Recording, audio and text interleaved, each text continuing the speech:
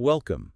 We are witnessing one of the most fundamental shifts in computer vision right now. We really are. For years, this whole field was, segmented. You had these narrow, isolated systems. Right, you had your object detector that only did cats and dogs, or an OCR engine that only worked on perfect, clean text. They were useful, but so limited. That age of specialized, single-task vision, it's just over. Yeah. We're in a new era of general-purpose visual intelligence. Absolutely. The old way, where models saw pixels but didn't really comprehend them, that's being completely superseded. And this whole transition is being driven by a new class of highly capable open models. Which brings us to today's focus. Yeah. We're going to be breaking down the Qwen3-VL model family, which has, it's completely shaken up the benchmarks. It really has. The release from the Qwen team isn't just some small update. It's a direct challenge to the big closed systems like Gemini 2.5 Pro and GPT-4o. And specifically in two key areas, right?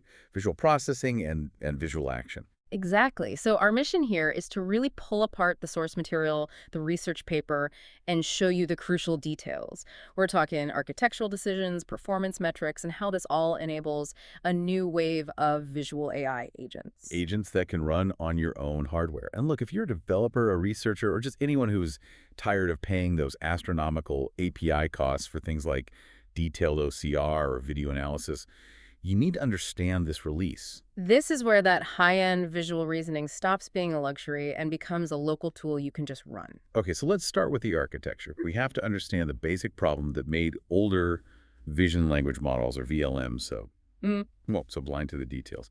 Why did they struggle so much? It was basically a communications problem, the old models. Yeah. They treated an image like a foreign language that had to be translated into text tokens all at once. Okay, so they just took all the visual information and tried to describe it in one go. Right. They took millions of pixels of complex visual data and just dumped it at a single entry point into the language model. It's like trying to explain a whole movie by just showing someone the poster. Yeah. You get the basic idea, but you lose all the nuance. That's the perfect analogy. All those rich, detailed visual features just got mashed together and lost their identity. Qwen fixed this with their main innovation, which they called DeepStack. DeepStack. Okay, so if the old way was jamming everything through the front door, what does DeepStack do differently? DeepStack opens up multiple doors. Instead of visual tokens entering at one single point, they get injected into multiple layers of the LLM. Multiple layers. And this is the fascinating part. It's routed intelligently. Low-level features, things like texture or the sharpness of an edge, they go to the lower layers of the model. And the high-level concept. The high-level stuff, like semantic shapes and object ideas, they go to the deeper reasoning layers. So it's not a one-time translation. It's embedding visual context throughout the entire thinking process of the model. Exactly. The alignment is so much tighter. It means the model isn't just saying, I see a receipt. It's understanding the layout, the specific numbers, the typography as it's reading. And that's why it's so much better at those really fine-grained tasks, like reading tiny, blurry text on a bill or pulling data from a dense chart. Precisely. DeepStack is the architectural reason it succeeds where the others just couldn't. It's integrated visual thinking. Okay, so that handles static images. But the next big hurdle is video. Video adds time. It's not just a stack of images. How did they solve the problem of watching, say, a 2-hour movie without the model forgetting what happened at the start? Yeah, the challenge with video is that you have 3 dimensions to worry about: time, height, and width. And they can all sort of collapse the context. Qwen3-VL tackles this with something called Interleaved-MRoPE. Interleaved-MRoPE. That sounds technical. Can you break that down for us? Think of it like a better filing system.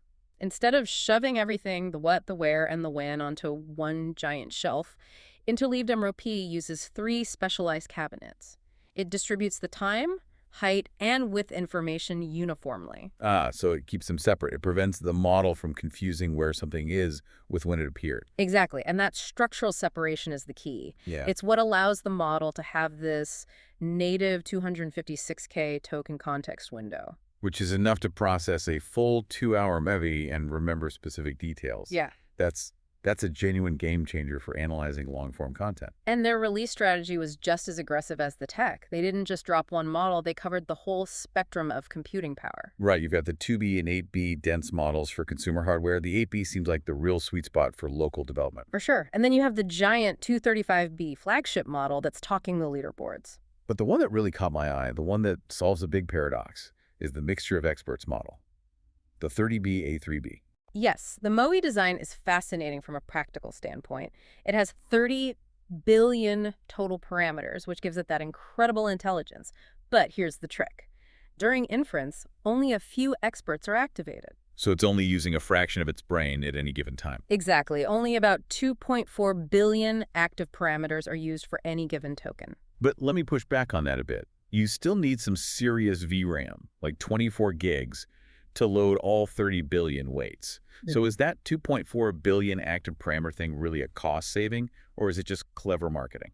That's a fair question. It's not about saving VRAM when you load it. It's about speed and throughput after it's loaded.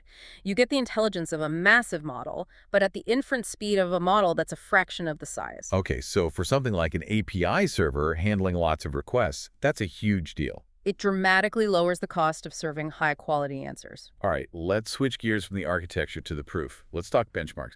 This is where the paper shows that these open source models aren't just good enough anymore, they're actually leading in some areas. We have to start with OCR and document parsing. That's the killer app. Absolutely. The flagship model is just setting a new standard here, especially with long documents. On the mmLong benchdoc, which is a really tough benchmark for finding information scattered across many pages, it hit 57.0% accuracy. Which is state-of-the-art for open source models on that kind of deep retrieval task. It establishes the new high watermark. And the really surprising part, for developers especially, is how well the smaller models do.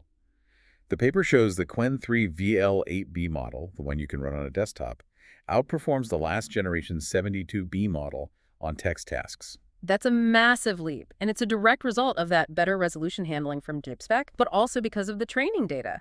The 8B model was trained on OCR data covering 39 different languages. So it's immediately useful for global applications, a multilingual receipt processor right out of the box. Exactly. But it's not just about reading, it's about thinking.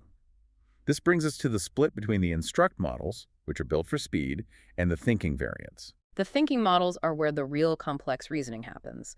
They're trained with reinforcement learning for these long, multi-step reasoning chains. They don't just give you an answer, they show their work. And the test for that is the MathVista benchmark. How did it do there? MathVista is incredibly difficult. It's all visual math, reasoning, analyzing charts, geometry problems, then doing the calculation. The 235B thinking model scored an 84.9. 84.9. And how does that compare? That score beats GPT-4v, and it matches Gemini 2.5 Pro. Wow. So for any app that needs to analyze, say, an engineering schematic or a scientific diagram, the thinking variant is really non-negotiable, even if it's a bit slower. Absolutely. And just to close the loop on video, let's look at the needle in a haystack test. This is where you see if the model can actually remember a tiny detail in a very long video. Right. This connects back to that Interleaved-MRoPE architecture. So what did the results show? The reliability was exceptional. Qwen3-VL got 100% accuracy finding the needle in videos up to 30 minutes long, and when they extrapolated out to 1 million tokens, which is about 2 hours of video, the accuracy was still 99.5%. 2 hours of footage, and it can find the exact moment something happened. That's what you need for things like compliance reviews or analyzing security footage. It doesn't hallucinate the timeline. Exactly. Okay, now for the reality check. We touched on this, but all this power comes at a cost. VRAM.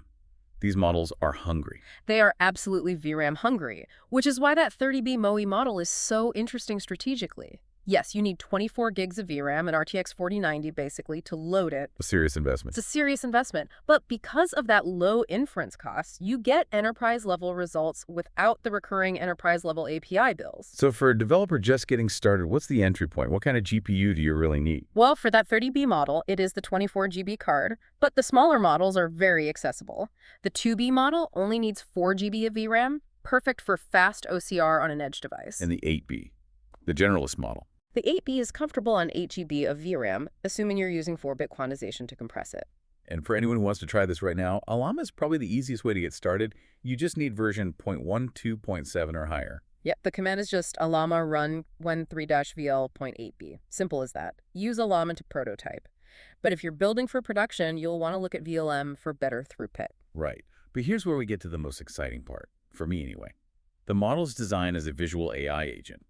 It's built for action. Yes. It's been trained specifically for computer control. The paper mentions datasets like Osworld and ScreenSpot. So it doesn't just see pixels, it understands GUIs. It knows what a save icon means.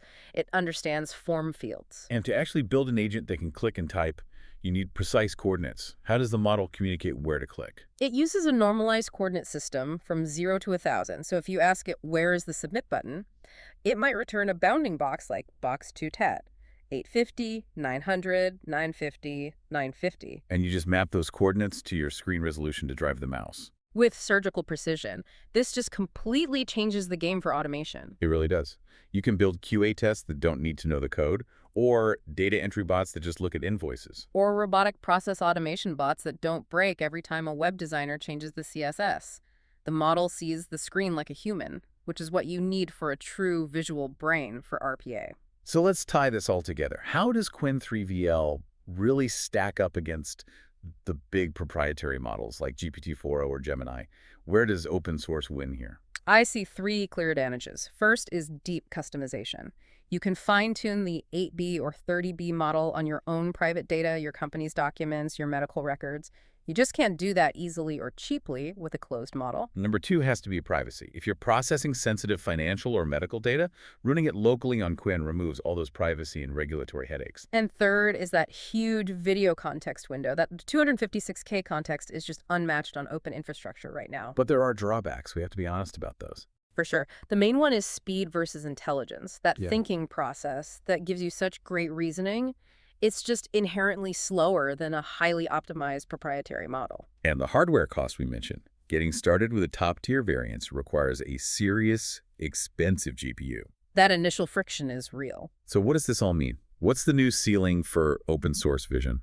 I think Qwen3-VL represents that new ceiling.